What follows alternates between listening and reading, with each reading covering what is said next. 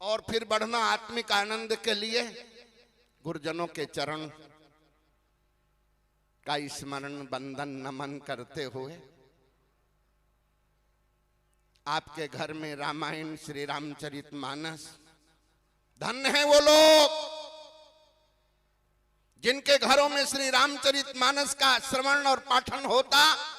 और मैं आप लोगों को याद दिला दूं, मैं जब घर से 1968 में भगा था तो हमारे आश्रय बनखंडेश्वर धाम, जो आज पीताम्बरा पीठ के नाम से है, मैं 1968 से 1979 तक वहां सेवा दिया हुआ हूं, इसलिए उस सेवा का लाभ आज प्राप्त किया हुआ हूं।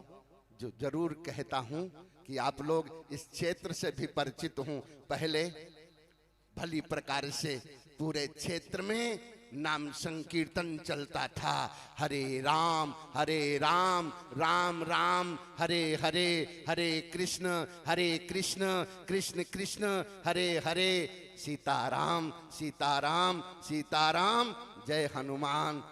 आज थोड़ा कमजोर कर रहे हो। पहले जहां से निकलते, जिस रास्ते से निकलते ये ध्वनि सुनने में आती थी, आज वो धुन कमजोर हो रही है। आप किसके दुष्प्रभाव में पहुंच रहे हो, इसलिए अब लौट चलो। बोल दो, आवाज नहीं आई। कहां? अपनी भारत की उन महापुरुषों की उन पद्धतियों पर कह दो अब लौट चलो। आवाज नहीं आई। आगे जिधर बढ़ रहे हो उधर खतरा ही खतरा है। वो आपको धन दे सकते हैं, वो आपको वासना दे सकते हैं, लेकिन धन से कभी शांति प्राप्त नहीं हो सकती, वासना से कभी तृप्ति नहीं आ सकती। शांति तो धर्माचरण और भारतीय संस्कृति के अपनाने से ही आ सकती है। दूसरा कोई सरल उपाय पूरे विश्व में है ही नहीं।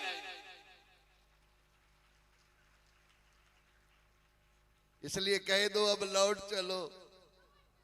कहां?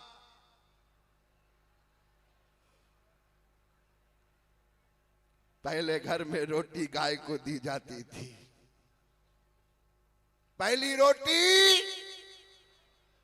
बोल तो दो ना। और गाय की रोटी दूसरे खा रहे हैं। मैं नहीं कहूंगा, बाद की रोटी जिनको मिलती थी उनके नाम होते थे कुत्ता और कौआ, लेकिन आज पहली रोटी गायब हो रही है और जबरदस्ती छीन के खाए जा रहे हैं। कौन? हम नहीं बोलते, लेकिन वो पशु के रूप में नहीं है।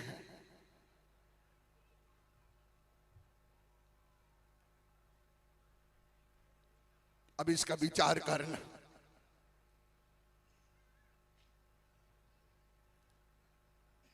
आध्यात्मिक चिंतन धारा में पहुंच सकोगे।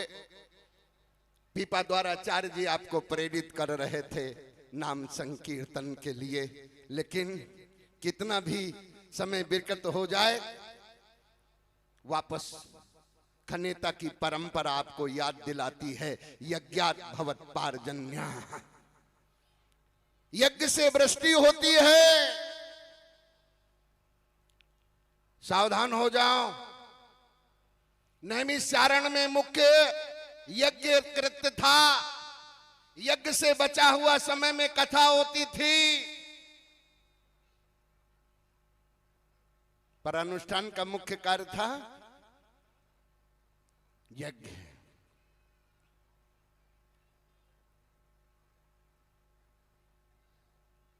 आपके घरों से यज्ञ, आपके गांवों से यज्ञ, आपके शहरों से यज्ञ विलीन नहीं होने चाहिए। जैसे पहले इनकी बढ़ती हुआ करती थी, सब जगह ये ध्वनि सुनने को मिलती थी, स्वाहा। क्या सुनते बोलते थे? बोल दो। कार्ये स्वाहा, पितृ कार्ये स्वधा और सर्व कार्ये दक्षिणा। अब मेरे साथ पुकार लो, स्वाहा स्वधा दक्षिणा खस्ती, स्वाहा स्वधा दक्षिणा खस्ती, मनसा तुष्टि पुष्टि स्वस्ति, नहीं तुम्हारे बिना कहीं कुछ, तुम ही नास्ति हो, तुम ही हो अस्ति। देव कार्ये स्वाहा, देवताओं के लिए जो प्राप्त होता समिधा सकल भूत वो स्वाहा के साथ, पितरों को स्वधा स्वधा स्वधत्रैवाम, 3 बार स्वधा उच्चारण के साथ जल देने से पितरों को जल प्राप्त होता। और सर्वकार में पत्रम पुष्पम फलम द्रव्याम दक्षिणा, सर्वकारे दक्षिणा। विषहीनो यथा सर्पो, जैसे जिस सर्प के विष नहीं होता समाज उसको कुचल डालता है, और जो सर्प विषैला होता है उससे समाज, बोलो आवाज नहीं आई, विषैला सांप फुफकारने वाला और डसने वाला होता है तो लोग डरते हैं, और लेकिन जो सांप फुफकारने वाला और विषाला नहीं होता उसे लोग कुचल डालते हैं।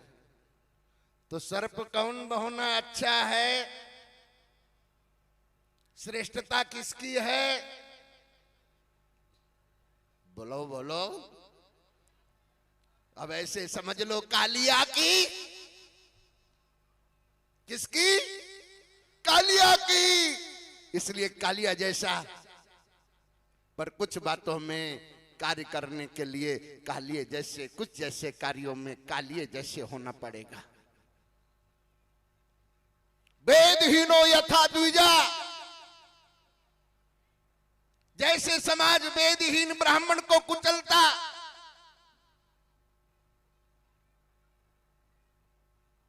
जैसे समाज शस्त्रहीन क्षत्रिय को कुचलता, जैसे समाज कृषि और व्यापारहीन वणिक को कुचलता, जैसे समाज शक्तिमान पारिश्रमिक को कुचलता। तो इन शक्तियों को अपनाना बहुत जरूरी है।